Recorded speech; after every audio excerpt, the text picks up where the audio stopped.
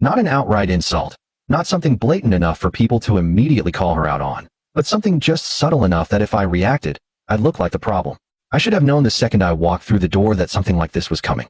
A hand touched my shoulder, and I turned to see my aunt, the only person in this family who had ever really understood me. Her brows were drawn together, her lips pressed into a tight line. She'd seen the name tag. Her eyes flickered toward Stephanie. "Are you okay?" she asked softly. I forced a tight smile.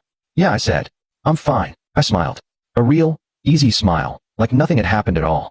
Then I picked up a glass of champagne from a passing server, clinked it lightly with my nail, and turned toward the room.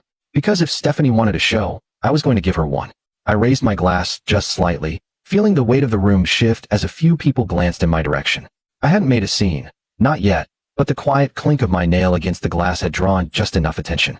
Just enough to make Stephanie hesitate for a fraction of a second before taking another slow sip of her wine, her eyes narrowing slightly like she was trying to figure out what I was doing. I let the moment stretch just a little longer than necessary, like I was considering making a toast, before I gave a small shake of my head and turned away, heading deeper into the party.